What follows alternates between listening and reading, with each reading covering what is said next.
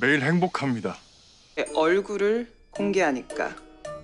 세기의 결혼이라고들 했었죠. Di awal film terdapat sepasang kekasih yang saling mencintai melangsungkan pernikahan mewah. Mempelai perempuan bernama Hong Ai-in merupakan anak konglomerat paling berpengaruh di Korea. Ia menikahi baik Hyun-woo, seorang direktur hukum yang bekerja di perusahaannya. Kini pernikahan mereka sudah berlangsung selama 3 tahun.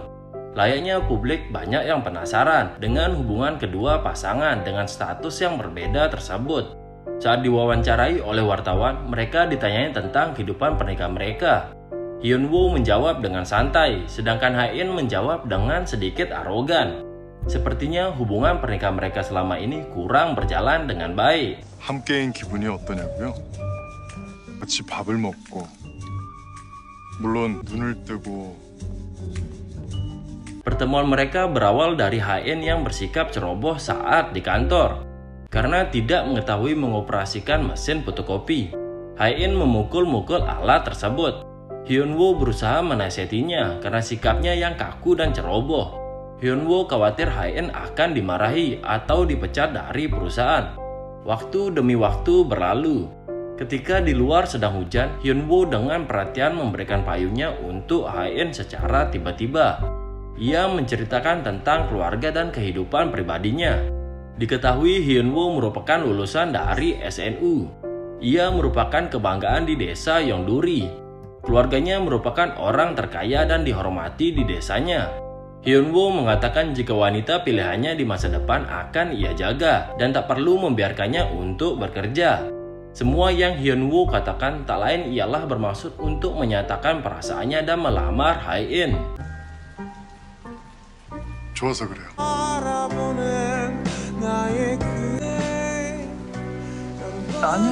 Setelah mengetahui status keluarga Ha-in yang kaya raya, Hyun-woo tiba-tiba mengundurkan diri dari perusahaan dan tidak bisa dihubungi. Ha-in lalu pergi ke desa Yeongduri dengan menggunakan helikopter untuk bertemu dengan Hyun-woo. Secara romantis itulah perjalanan kisah cinta mereka saat diwawancarai. Hyun-woo meyakinkan jika pernikahan mereka sangat bahagia dan keduanya masih sangat mencintai. Namun tak lama terdengar kabar jika keduanya akan segera bercerai. 아무튼 현우는 우리 중에 하나가. 야, 현우네 그 처고모 무려 3번 이혼했는데. Singkat cerita, Ha-in bekerja seperti biasa. Ketika di kantor saat rapat untuk evaluasi, Ha-in berencana untuk menutup semua gerai di mallnya yang hanya menghasilkan laba di bawah 20%. Hal ini diakibatkan karena berdampak pada margin perusahaan. Namun tim legal yang dipimpin oleh Hyun-woo menolak usulan tersebut. Ha-in sangat kesal dan memanggilnya ke ruang rapat. Hyun-woo dengan tegas tetap menolak karena pihak mereka akan mengajukan gugatan dan secara tidak langsung grup Queen akan dirugikan atas hal ini. Ha-in tak peduli, ia tetap ingin menggugatnya dan menutup toko-toko tersebut. 그러든가.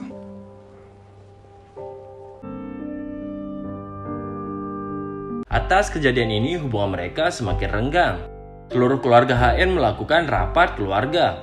Mereka mengkhawatirkan gosip yang beredar tentang hubungan Ha-in dan Hyun-woo. Apalagi hubungan mereka sudah diketahui tak akur di depan karyawan. Untuk menghindari gosip di luaran sana, mertuanya menekan agar keduanya segera memiliki anak dan menasihati Hyun-woo untuk mengejar gelar MBA ke luar negeri. 엄마 성 붙이는 거 혹시 별론가? 호주. Ha-in ingin mempertimbangkan permintaan kedua orang tuanya. Ia menyuruh Hyun-woo untuk belajar di luar negeri dan akan memastikan jika mereka punya anak, bayi tersebut akan diasuh oleh babysitter karena merasa lebih praktis dan mudah. Hyun-woo tak habis pikir dengan perkataan Ha-in. Karena situasi tersebut adalah hal yang tidak memungkinkan di tengah keadaan hubungan mereka yang kacau. Hyun-woo marah dan keluar dari rumah. Sementara Ha-in tampak memukul dan memarahi saudaranya So-cheol karena sempat memojokkan Hyun-woo saat rapat keluarga. 더 내 남편한테 나대라. 진짜 뒤진다 너. Hyun-woo tampak frustasi, ia bertingkah gila dan menangis saat mabuk.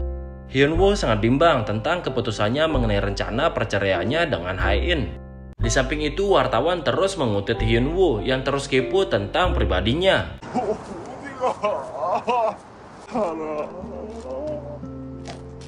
Hyun-woo tak bisa lepas dari bahan gosipan.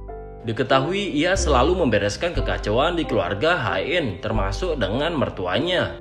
Ia dicaci dan tak punya harga diri dan disebut sebagai aib bagi pengacara. 집살에 퀸즈에서 사고chen 치는 적도 Keluarga grup Queen memiliki tradisi di mana para lelaki dan menantu akan mempersiapkan perjamuan ketika akan ritual atau upacara keluarga. Hari ini adalah peringatan kematian untuk mendiang istri ketua bernama Yong Mi-suk. Semua keluarga berkumpul dalam acara ini. Kedatangan Byung-ja dalam ritual ini membuat ketua sedikit khawatir. Byung-ja baru saja keluar dari penjara atas bantuan Hyun-woo. Ia membuat kekacauan saat ritual. Byung-ja marah mengatai pacar ayahnya sebagai penyebab ibunya terkena serangan jantung akibat melihat perselingkuhan mereka. Byung-ja juga tak terima karena ia telah dipenjarakan oleh ketua. 엄마, 집안이 진짜 유턴해서 가세요. Sementara itu, Pak Hong, putra pertama ketua, terlihat datang dan dikerumuni oleh wartawan. Kemunculannya mengejutkan media karena ia diketahui telah lama memiliki perselisihan dengan keluarganya. Para lelaki dari menantu grup Queen merasa kecewa karena mereka tidak dilibatkan dalam upacara ritual tersebut. Apalagi mereka telah diperkerjakan untuk membuat hidangan dalam acara itu. Sementara Hyun-woo diperintahkan oleh mertuanya Byung-jun untuk membereskan orang kepercayaannya karena dianggap ia telah berkhianat. Ia ingin orang tersebut dipermalukan di depan media dan membuat hidupnya menderita. Hyun-woo merasa depresi menghadapi semua karakter anggota keluarga grup Queen. 당연한 일입니다. 사직서 제출하신 건 봤는데 할 수 없죠. Ia berkonsultasi ke psikiater karena mengalami stres berat. Berdasarkan angket yang ia isi, Hyun-woo memiliki keinginan besar untuk bercerai dengan Hae-in. Semua tradisi keluarga grup Queen seperti rapat di malam hari, ritual upacara 15 kali, dan semua kebiasaan aneh membuat ia merasa tertekan. Ia muak dengan anggota keluarga grup Queen. Apalagi Hyun-woo selalu merasa cemas ketika mertuanya tak henti memerintahkannya untuk membereskan permasalahan mereka. Namun Hyun-woo paling benci dengan istrinya karena selalu bersikap egois. Hyun-woo merasa bodoh karena telah mempercayai perkataan manisnya sebelum menikahi Hae-in. Ia merasa terjebak dalam lingkaran setan akibat Hae-in. Namun Hyun-woo merasa tak bisa bercerai dari istrinya. Bagaimanapun ayah mertuanya akan membuat hidupnya hancur saat melakukan itu. 그래서 이혼을 원하시는 거고요. 자기 집 밥 먹던 사람이 Grace sedikit menyindir dan merekomendasikan Hae-in untuk melakukan perawatan kulit di kliniknya. Karena ia merasa wajah Hae-in tampak stres. Hae-in menegurnya karena ia bersikap tak sopan ketika di depannya. Wanita di samping Grace merasa jengkel atas perilaku Hae-in yang bersikap kasar dan arogan. 무싸가지가 없네. 그죠? Grace menemui Hyun-woo. Diketahui ia memiliki bisnis di bidang kecantikan dan sering menjadi mak comblak untuk para keluarga kaya. Ia meminta Hyun-woo untuk menjadi pengacara istri Dae-kyung karena ia mengalami perselisihan mengenai harta warisan. Grace membuka sebuah rahasia jika Hae-in menulis sebuah wasiat sebelum pernikahannya, di mana isi wasiat tersebut mengatakan jika Hae-in akan mendapatkan semua uang, saham, dan real estate jika terjadi sesuatu padanya. Ia juga menuliskan jika Hyun-woo tak akan mendapatkan apapun dari hartanya. Hyun-woo hanya bereaksi dengan tatapan kosong saat mendengarnya. Grace juga mengatakan jika Hae-in sepertinya tak membutuhkan seorang suami. Ia hanya ingin menambahkan daftar seorang budak dalam keluarganya, di mana Hyun-woo menjadi sasaran karena terus saja mematuhi perintah Hae-in. 분쟁인데 이렇게 문서에 꽝. 그만하시죠. Hyun-woo sangat kesal dan bersikap ketuh saat ia diajak ke suatu tempat oleh Hae-in. Hyun-woo pulang ke Yongduri untuk bertemu dengan keluarganya. Ayah dan ibu Hyun-woo terlihat sedang bertani dan mengurus beberapa kebunnya. Mereka terkejut dengan kedatangan Hyun-woo secara mendadak. Ia meminta putranya untuk makan dan mencicipi masakannya.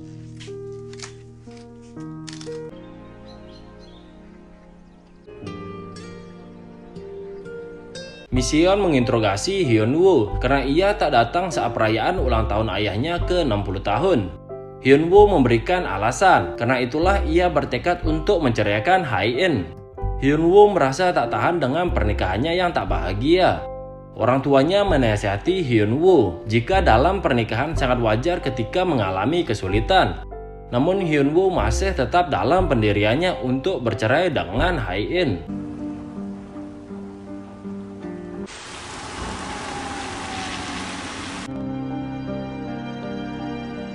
Hae-in mengungkapkan jika setelah pulang dari kantor, ia pergi menemui dokter. Ia dikatakan sedang sekarat dan waktunya hanya tersisa 3 bulan. Entah apa yang dimaksud oleh Hae-in. Tapi setelah mendengar perkataan itu, Hyunwoo mengurungkan niatnya untuk memberikan surat cerai padanya.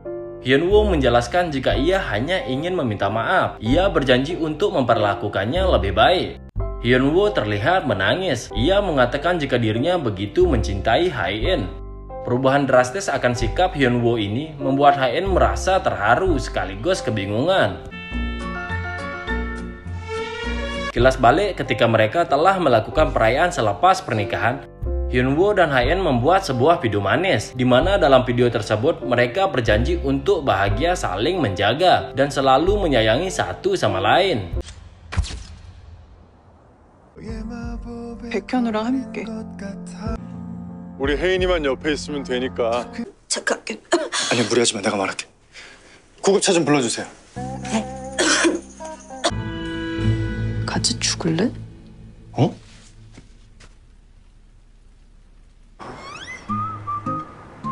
나비서님, 차는 곧 도착합니까? Hyunwoo khawatir. Ia bertanya kepada Hae-in sembari menyelipkan surat pernyataan cerainya di bawah, mengenai kebenaran tentang hidupnya yang hanya tersisa 3 bulan lagi.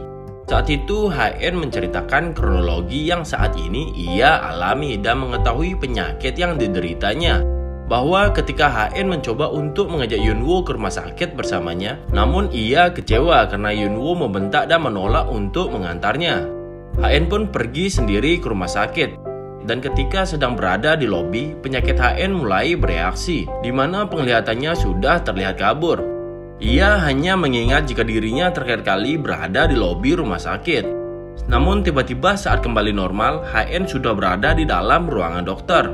Akhir-akhir ini Hae-in sering merasakan sakit kepala dan lupa apa yang ia lakukan dengan kejadian 10 menit atau 30 menit yang lalu. Bahkan ia sering melupakan beberapa janji penting. Dokter mengatakan jika Hae-in mengalami Klutsaitoma, di mana penyakit ini sangat langka, tak banyak kasus di dunia. Hae-in menjadi pasien Korea pertama yang mengalami hal ini. Sel-sel tumor menyerap di saraf kranialnya, terutama di dekat lobus temporalnya. Ini yang menyebabkannya sering hilang ingatan. Dalam kejadian memburuk, pasien bisa mengalami halusinasi dan gangguan kepribadian. Saat dokter sedang menjelaskan, gejala penyakit Hae-in kembali muncul. Penglihatannya seperti berada di tempat yang dipenuhi dengan salju. Untuk penyakit ini, dokter memastikan tak ada solusi medis apapun sampai saat ini. Ia hanya bisa memberikan obat untuk meredakan gejalanya, karena penyakit ini tak dapat disembuhkan. 너무 피곤해서 잠깐 졸았나. 석 달 전. Hae-in marah dan tak bisa menerima takdir tersebut. Selama ini ia telah menjaga tubuhnya. Mengapa dari semua orang harus ia yang mengalami penyakit ini? Hyunwoo mencoba menenangkan Hae-in. Hyunwoo berharap malam ini ia bisa istirahat dan melupakan semuanya. 잠이 올지 모르겠다 정말.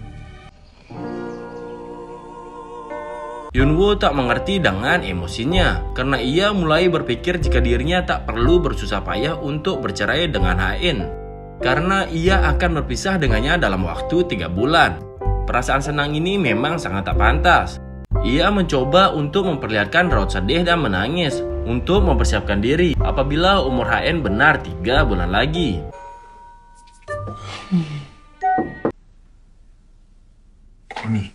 Saat Hae-in bangun, ia melihat Hyunwoo di depannya. Karena kaget, Hyunwoo tiba-tiba menciumnya dan mengatakan jika itu adalah morning kiss.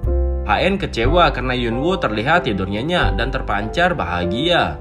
Sedangkan ia sepanjang malam merasakan gelisah.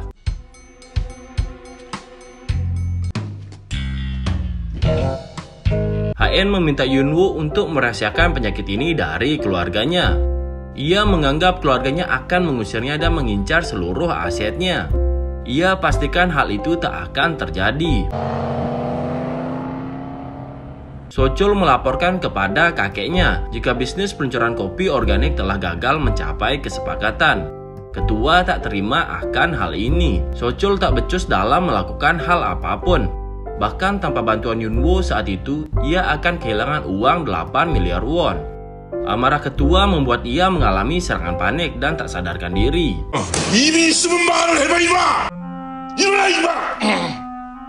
Ibu HN sangat marah mengapa Yunwoo tak bisa dihubungi saat putranya mengalami masalah.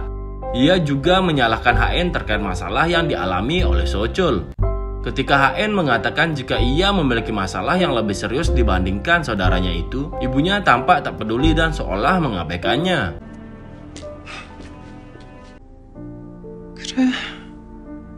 Yunwoo menceritakan kepada temannya, yaitu pengacara yang akan mengurus perceraian mereka, Kim Yang-ki. Jika ia tak akan bercerai dengan HN, ia akan diberkati perpisahan dengan cara yang aman dengan HN. Yunwoo menceritakan rahasia terkait hidup HN yang hanya tersisa 3 bulan lagi. Yang-ki menganggap jika Dewi Pertuna sedang menghampiri nasib Yunwoo.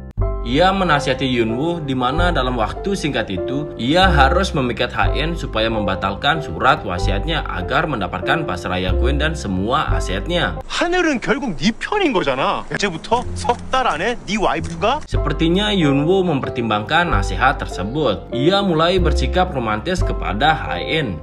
Yunwoo membawa sebuket bunga cantik sebagai peringatan hari anniversary mereka. Saat sarapan pagi, duduk mereka juga mulai berdekatan. Bahkan ketika rapat di kantor, saat HN terdengar batuk, ia dengan siaga memperhatikan dan bertanya keadaannya juga. Yunwoo terlihat memakaikan jaket saat HN merasa kedinginan. Namun HN sangat risih dengan perhatian Yunwoo yang terlihat dramatis. 이게 오빠야. Keluarga Queen melakukan makan malam bersama. Tiba-tiba ibu HN mengatakan ia akan menuntut putrinya telah membangun pasaraya grup di area tanahnya. Terjadi keributan antara HN dan orang tuanya. Yunwoo berusaha menjadi penengah. Ia lalu membawa pergi HN dari tempat tersebut. Sikap paham Yunwoo disalahpahami oleh HN. Ia menyuruh Yunwoo tak peduli seperti biasanya. Yunwoo mengatakan jika trik romantis tak berhasil ia lakukan kepada HN. Meskipun perasaan cinta mereka telah hilang, bagaimanapun di masa lalu keduanya pernah saling mencintai. Yang-ki berharap Yunwoo bisa menumbuhkan kembali rasa cinta tersebut. 너네 둘이 했던 게 사랑 아니냐? Sementara itu, Bomja membuat keributan di acara pernikahan mantan suaminya. Karena amarahnya tak tertahankan, Bomja menyerangnya bahkan memukul pria tersebut sampai membuat ia dilarikan ke rumah sakit. Lagi-lagi Yunwoo lah yang harus membereskan masalah tersebut. Yunwoo menyarankan Bomja untuk tak melakukan hal sembrono selama dalam status masa percobaan, karena ia akan terancam menerima hukuman yang lebih berat.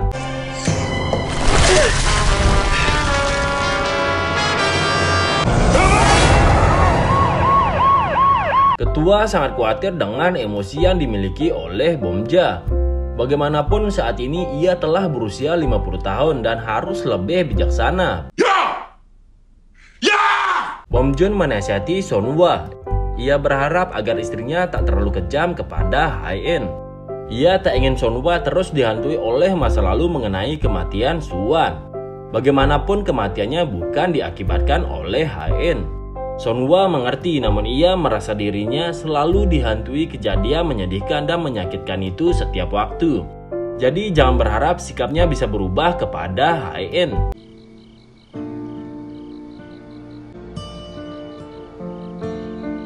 HN melihat Yunwoo yang tengah ketiduran di meja kerjanya. HN menemukan riwayat artikel yang dibaca oleh Yunwoo terkait penyakit langka yang bisa sembuh secara ajaib. Ketika Yunwoo terbangun, HN mengatakan jika ia sempat mencurigai Yunwoo yang ia kira akan senang saat mendengarnya sekarat. Bahkan ia menduga Yunwoo mempunyai notif tersembunyi. Namun saat melihat artikel yang ia baca, pikirannya seketika berubah. Setidaknya keinginan Yunwoo yang ingin ia sembuh bisa membuat ia memiliki harapan baru. HN akan bekerja sama dengan peneliti untuk melakukan riset. Banyak laboratorium yang mengembangkan obat baru. HN akan mendukung mereka dan memberikan banyak dana untuk mempercepat proses penemuan tersebut. Yunwoo gemetar karena yang ada dalam benaknya tak seperti apa yang dipikirkan oleh HN.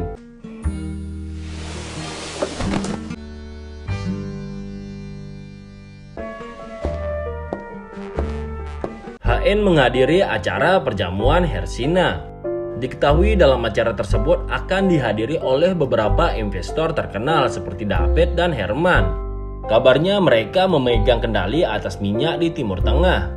Mereka berencana untuk berinvestasi senilai 2 triliun won di Korea. HN disapa oleh temannya bernama Yena. Yena mengatai HN karena datang tanpa pasangan. Menurutnya Herman hanya mengutamakan nilai dan pola pikir perusahaan. Baginya hal tersebut dikatakan sebagai rekan bisnis yang baik. 혜인아 너밖에 없어. Sayangnya saat Yunwoo ditelepon, ia tengah berada di pengadilan dan tak bisa diganggu. HN kembali bertemu Yena saat di toilet. Ia kembali menghasihani HN terkait rumor ketidakharmonisan rumah tangganya. Ia berpikir jika inilah alasan mengapa harus mencari pasangan yang selevel. Yena mengatakan jika HN seharusnya menikah dengan Yeon En-sung. Diketahui kini ia telah sukses karena menjadi tangan kanan Herman. En-sung juga dipercaya sebagai pengelola keuangan para Saike. 쉐이크 패밀리 돈도 제가 움직인댄다. HN mendapatkan bantuan En-sung untuk menjalin relasi dengan Herman. Untungnya Yunwoo datang tepat waktu. Ia bisa mendampinginya saat akan menyapa Herman. Pertemuan berjalan dengan lancar. HN kemudian membalas cacian temannya tersebut dengan puas. Ia berhasil membuatnya sangat kesal. 마주보고 싶거든 우리 그이랑. En-sung mendekati Yunwoo. Ia memperkenalkan diri sebagai orang yang pernah dekat dengan HN. Bahkan ia mengatakan jika En-sung pernah menyukai HN. Namun En-sung merasa heran dengan sikap Yunwoo yang tampak tak terusik dengan perkataannya. Saat kembali dari toilet, Yunwoo sedikit cemburu karena melihat HN tampak akrab dengan En-sung. En-sung diketahui pernah masuk Wall Street dan disebut sebagai jajaran orang terkaya. 뭐 하는 사람인데요? Setelah Sonhwa mengetahui hal ini dari Grace, ia meminta HN mengundang En-sung ke acara pemburuan keluarga. Ia awalnya menolaknya, namun saat ibunya mengatakan jika ia akan mencabut gugatannya, HN segera menjemput En-sung dengan helikopter menuju tempat perburuan. Grup Queen mulai bersiap untuk melakukan perburuan. Yunwoo diledek oleh Sochul karena ia tak pernah dapat apapun dalam perburuan. Sementara itu HN tak menyadari jika dirinya telah masuk ke area terlarang. Yunwoo berusaha menghubunginya, namun HN tak kunjung mengangkat panggilannya. Yunwoo bertemu dengan En-sung. Ia memarahinya karena En-sung telah masuk ke area yang bukan wilayahnya.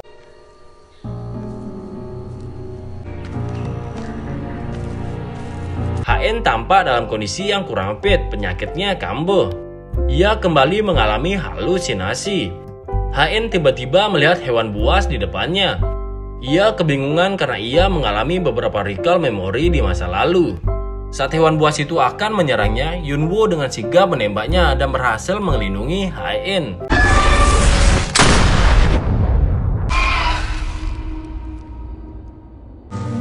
괜찮아?